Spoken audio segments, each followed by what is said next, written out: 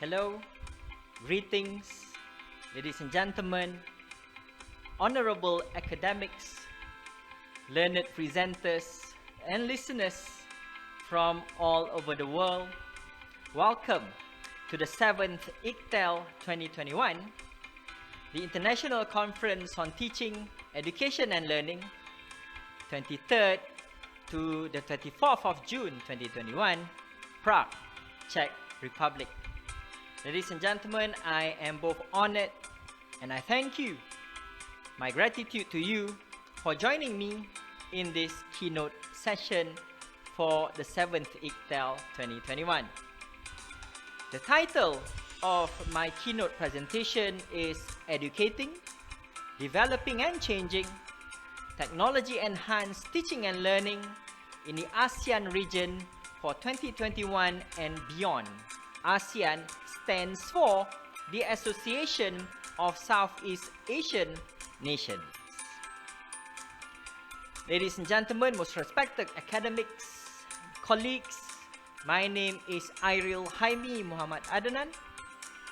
I am the head of future learning at my faculty, my academy, at University Technology Mara in Malaysia.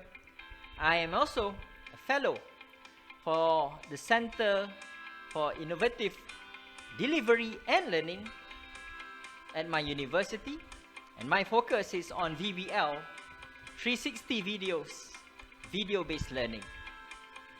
Let's get straight to our topic, and to do that, I would like to introduce you, all of you, into the VUCA world. Welcome to the VUCA world. Shouldn't say welcome because VUCA is not actually a very happy place.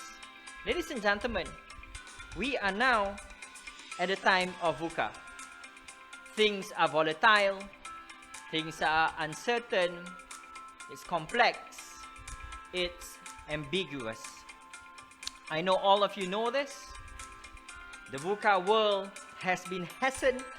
It became quicker because of the global pandemic, but even before that, once we have reached the year 2020, we started in the year 2000, 2010, and now in 2021, day by day, as day by day goes, we enter the VUCA era, the VUCA world. Volatile, things, you need to react very quickly to the environment around us. Things are unpredictable, they are beyond our control, things are uncertain. We take action without certainty, it's complex, it's dynamic, it's ever-changing, and it's unfamiliar, it's ambiguous. So these four challenges in this new VUCA world, 2021-2020, is really something that we, all of us educators, need to think about. Now, VUCA in educating is a very important topic that all of us need to understand. In a dynamic, ever-changing world, how do we ensure these students, this class, have the same access to education, have the same opportunities presented to them?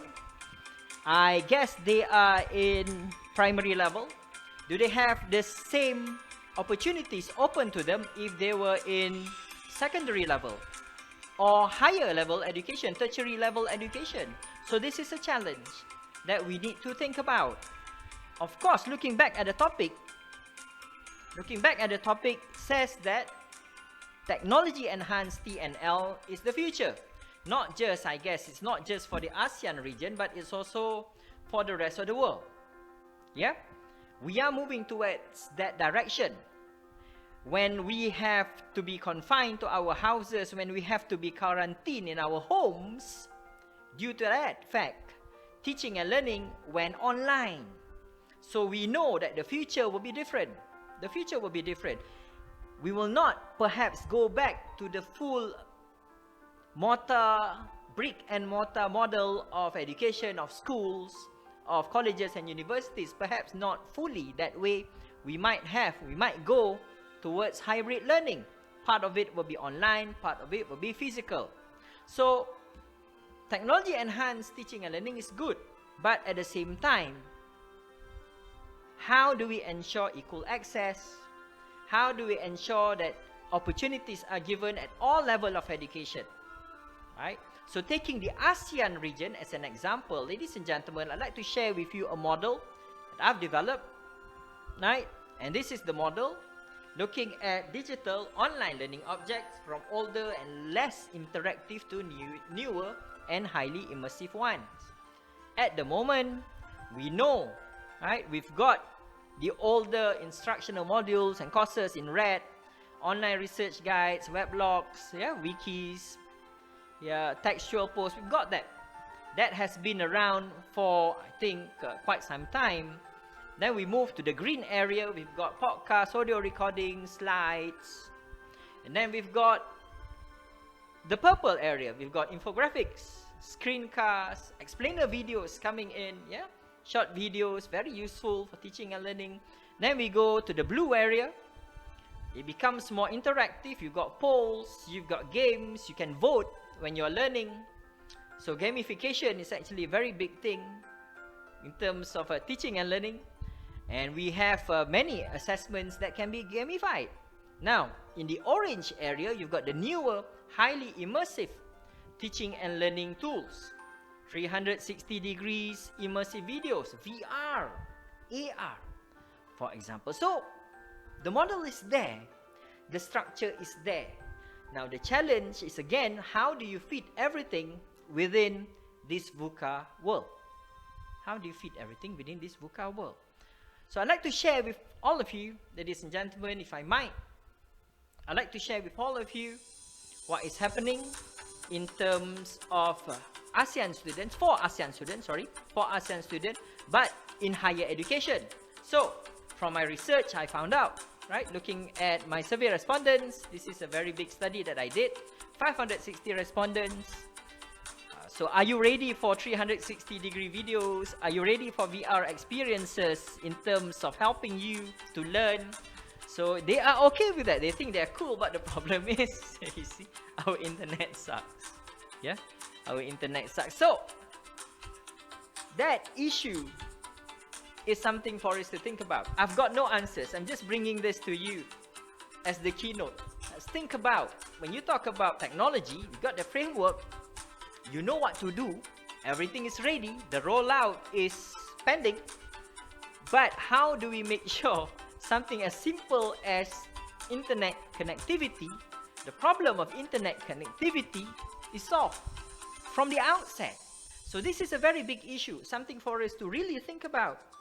And perhaps we need to work within a problem-solving framework whereby we move together with development, physical development. For example, we start from now developing 360-degree videos, VR learning environments.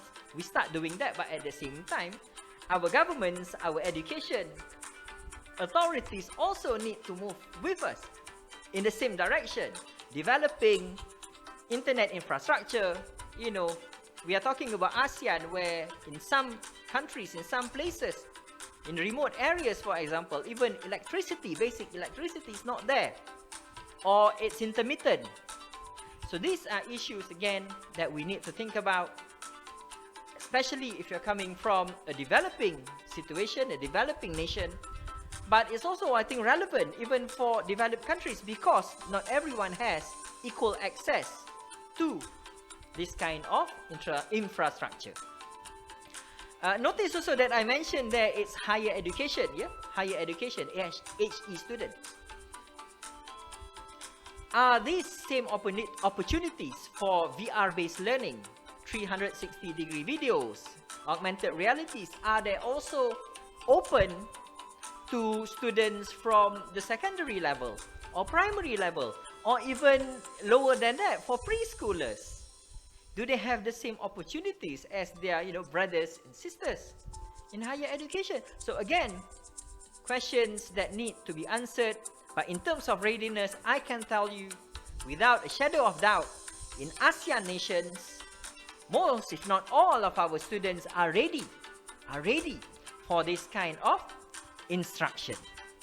instruction. Looking again at the orange side, 360-degree immersive videos, VR learning environments, augmented reality, and even gamification, instructional games, and all that. Yeah, they're ready. They're more than ready. They're more than ready. But again, the question of structure, the structure to help us to further whatever is in this framework, that has to be worked on. Now, moving on. So how about another area? How about VBL, or video-based learning? Again, one of my areas, something that I love doing. Video-based learning, video-based instruction. If VR is a big issue, because you need goggles, right? If you do 360-degree videos, you will need something as basic as a mobile phone, a smartphone. You need that to view, right? You need that to view the experience, the 360-degree videos, right? At least something basic, but it has to be a smartphone. Now, how about VBL? So VBL is another focus area in ASEAN nations, and I'm happy to report that video-based learning for higher education, for example, in developed countries, in ASEAN nations, we are there. We are moving towards that direction. Remember the concept of flipped classroom? Nowadays, because again of the global pandemic, there's no choice. You like it, you don't like it, you need to flip your classroom because you're at home. I'm at home now, presenting to all of you. Right? So maybe we don't go for VR, but in terms of VBL, it'll be useful. VBL, developing something as simple as explainer videos, 60 seconds, 120 seconds, 5 minutes maximum. That would be very, very useful. Okay, not just in the ASEAN region, but other developing regions of the world. So VBL is excellent. But again, you have to think about things like production value. I cannot just take my mobile phone. I cannot just take my smartphone and start recording myself and call that VBL. I shouldn't do that because I have to think about issues like production value, relevance, and how does my video again link to the objectives, the aims and objectives of my lessons. Right? My lesson plan, does it fit there? It's not just for the sake of making videos and you call it VBL. Again, but in terms of student readiness, not bad at all. Not bad at all. This research, this paper that I wrote, is actually based on input from students in Malaysia, in Indonesia, and in Brunei. So far so good. And I think one of the advantages also of using VBL materials, video-based learning materials, is because of deployment. It's easily deployed. You've got YouTube. Develop what you need to develop. Make sure the production value is high, it's good, it's great, and share it through YouTube. It's open to everyone, and learning can happen anytime, anywhere. Another area that I'd like to share with all of you, ladies and gentlemen, learned colleagues from all over the world, is about M-learning or mobile learning. So in terms of M-learning, this chart is actually based on another study that I carried out with my colleagues. Right? We found out that in the ASEAN region, about 96.2% of students, of all students that we surveyed, right, and that number is in about thousands over, they utilize mobile devices for their regular classroom learning. So they use their smartphones, their tablets, or whatever they have with them to help them learn. They use it, right? Only 3.8% don't use their smartphones in terms of regular learning. So we can see there, in terms of M-learning and ASEAN students, and I guess it's the same also in most countries, maybe even higher percentages in developed situations, we can see 73.8% users, they use mobile learning for doing research, searching for information. Of course, you have the mighty Google, right under your finger. So you have the mighty Google, they can help you. taking photos or videos of lectures, the classroom, using mobile application for learning, participating in discussion forums, learning via YouTube, don't forget, accessing and downloading learning materials. So, in terms of M-learning also, we are moving towards that direction.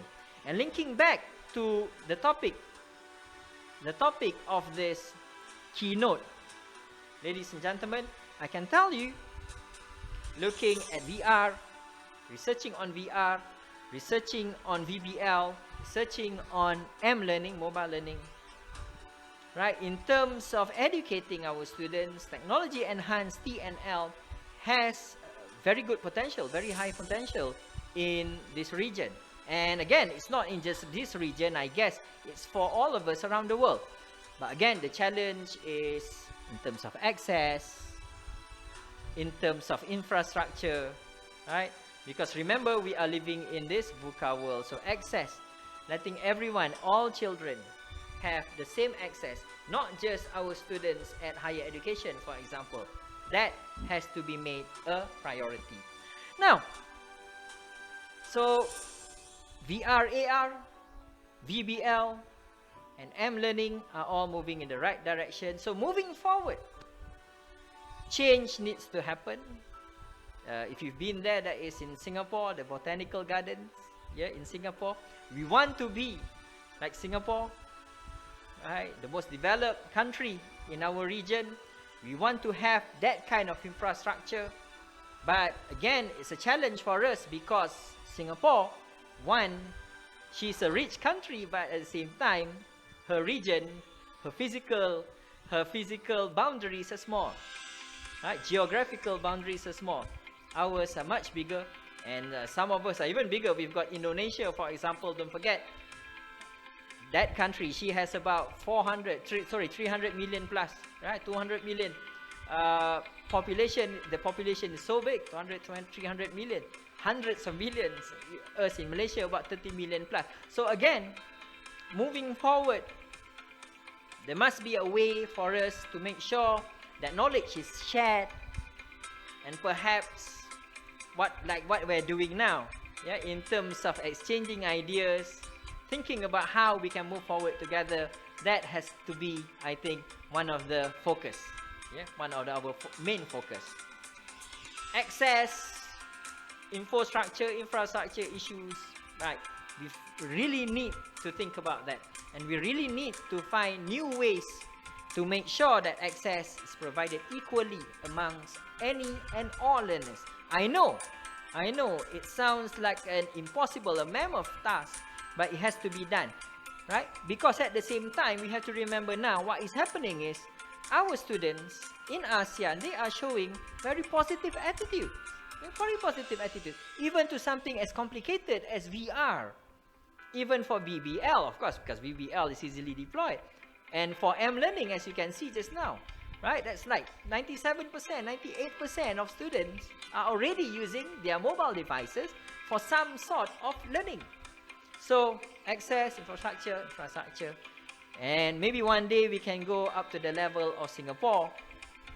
Then, by then, things should be okay. And finally, before I close my keynote, thank you for staying with me in this keynote address. Ladies and gentlemen, moving forward, development has to come together with education. It's not just physical development, it's not just building more and more malls, yeah, more and more malls, but it's also thinking about the students in the classroom. So development is not just in terms of coming up with malls or coming up with more internet infrastructure, 5G and all that. We have to make sure that the positive social changes that happen through education and because of technology in education, technology-enhanced education, it can become a change agent, right? Because we have to remember, if you don't do anything about that, what will happen later on is you will have a technology gap, right? See that child maybe is crying, yeah? Right? That school student is crying, yeah? Technology gap. As you can see, a lot of the changes that are happening are in higher education. Higher education, when it should be, the foundation should be from the bottom, from the very basic. You should go from preschool to primary to secondary and then to tertiary higher education. But now changes are happening up there and it's not moving down. So that's a very big issue that we need to think about. If not, we might one day have a techno underclass, underclass students who are somehow disenfranchised from society because they cannot reap the benefits of technology enhanced teaching and learning wherever they are. So with that, I thank you, ladies and gentlemen. Thank you so much for your time. Thank you so much for listening to me. Let's keep the conversation going. Let's keep the conversation going. I'd love to hear from all of you. If you have any thoughts and ideas about how we can enhance and truly make sure that the framework of technology enhanced teaching and learning becomes beneficial not just for the select few or for some rich students or for students in higher education, but to make sure that it goes above and beyond. And at one point in time, preschoolers, primary school students, pupils, secondary school students, pupils can have the same benefits and have the same technology enhanced teaching and learning experiences as their seniors in universities and colleges. Thank you so much for listening to me. I wish you all the best. Be safe.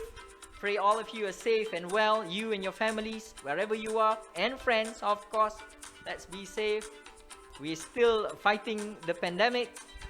Wish you all the best for the conference. Happy presenting. Thank you so much for listening. Thank you.